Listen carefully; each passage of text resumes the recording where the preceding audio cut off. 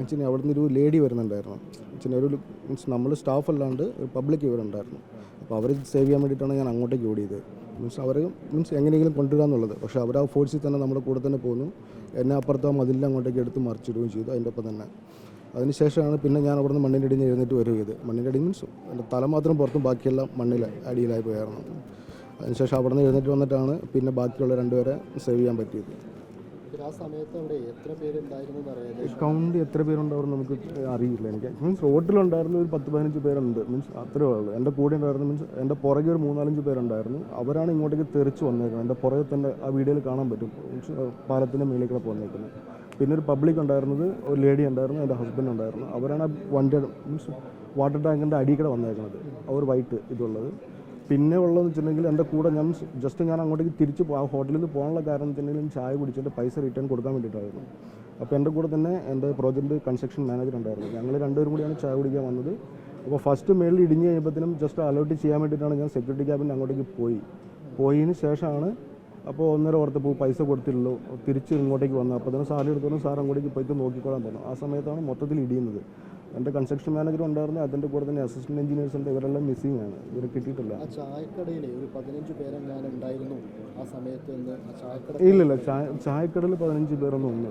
അതിന് തൊട്ട് മുൻപ് ഈ സംഭവത്തിന് തൊട്ട് ഉണ്ടായിരുന്നു. മീൻസ് അവരെല്ലാം ഓൾമോസ്റ്റ് ഈ മണ്ണിടിച്ചിൽ കണ്ടോടുകൂടി തന്നെ എല്ലാം സ്പ്ലിറ്റ് ആയിട്ടുണ്ട്. ഒത്തിരി പേര് സ്പ്ലിറ്റ് ആയിട്ടുണ്ട്.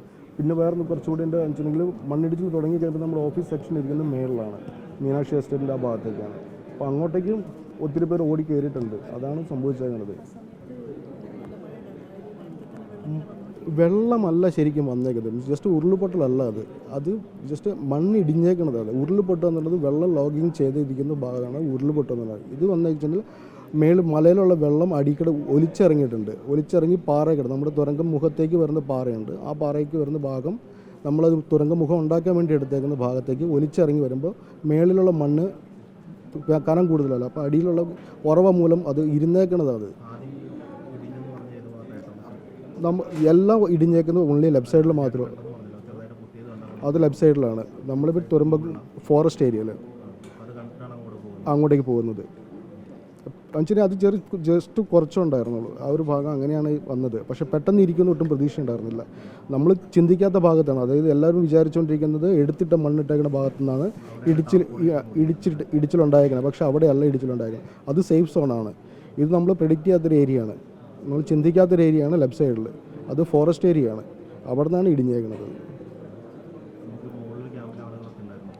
അവിടെ മീൻസ് റൈറ്റ് സൈഡിൽ നമ്മുടെ ബേസ് ക്യാമ്പ് എന്ന് പറഞ്ഞാൽ അവിടെ നിന്ന് 7 കിലോമീറ്റർ ഒരു 1.5 കിലോമീറ്റർ ദൂരത്തിലാണ് ബേസ് ക്യാമ്പ് ഉള്ളത്.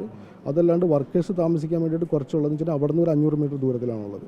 അവിടെ ഒന്നും പ്രശ്നങ്ങളൊന്നുമില്ല. 10 ദിവസമായിട്ട് പണി നിർത്തിയേക്കണതാണ്. നമ്മൾ ജസ്റ്റ് മോണിറ്ററിങ് ചെയ്യാൻ വേണ്ടിയിട്ട് വന്നേക്കുന്ന സ്റ്റാഫുകളുള്ളൂ. ഒന്ന് സെക്യൂരിറ്റി ഉണ്ടാവും, 2-3 എഞ്ചിനീയേഴ്സ് ഉണ്ടാവും. മഴ കണ്ടിന്യൂസ് മഴ പെയ്തുകൊണ്ടിരിക്കുമ്പോൾ ഡ്രെയിനേജ് ബ്ലോക്ക് ആവും. ഈ മഴ വന്നില്ല. പിന്നെ ആ മണ്ണ് റോട്ടിട്ട് അരിച്ചിറങ്ങി കഴിഞ്ഞാൽ ബൈക്കേഴ്സ് പിന്നെ ടാക്സി വണ്ടികൾക്കെല്ലാം സ്ലിപ്പാകുന്ന ഒരു മണ്ണാണ് ഇവിടുത്തെ.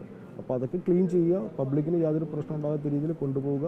പിന്നെയാണെങ്കിൽ മോണിറ്ററിങ് ചെയ്യുക. നമുക്കാണെങ്കിൽ ഇട്ടേക്കണ മണ്ണ് മോണിറ്ററിങ് ചെയ്യേണ്ട ആവശ്യമുണ്ട്. അതായത് സർവേ വെച്ചിട്ട് ചെക്ക് ചെയ്തുകൊണ്ടിരിക്കും. ഏതെങ്കിലും ഒരു ഇടിച്ചിലുണ്ടോ എന്ന് അറിയാൻ വേണ്ടിയിട്ട്. നിങ്ങൾക്ക് അവിടെ ചെന്ന് കഴിഞ്ഞാൽ കാണാൻ പറ്റും ഒരു യെല്ലോ ടാഗ് ടൈപ്പ് ഒരു സാധനം അവിടെ ഇരിക്കുന്നു, റിഫ്ലക്റ്റീവ് ടൈപ്പ്. അത് വെച്ചാൽ ഒരു സർവേ പോയിന്റ് ചെക്ക് ചെയ്യാൻ വേണ്ടിയിട്ട് വെച്ചേക്കുന്നതാണത്.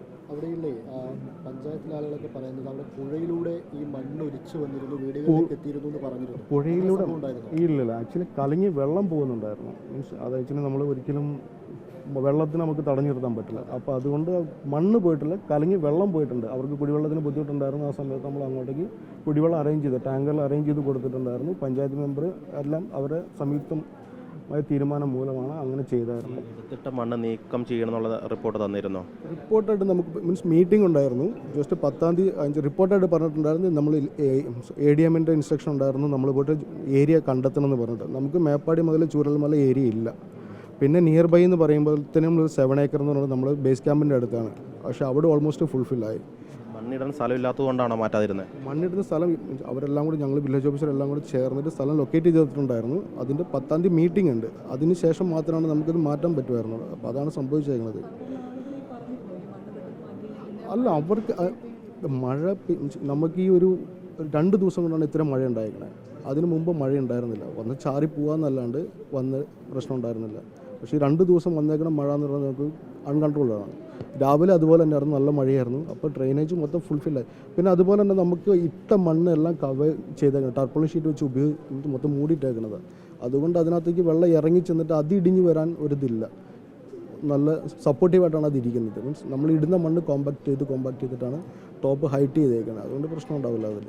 ഈ മണ്ണ് മാറ്റാനേ കൃത്യമായ ഒരു സ്ഥലം കണ്ടെത്താൻ കഴിഞ്ഞിരുന്നില്ല.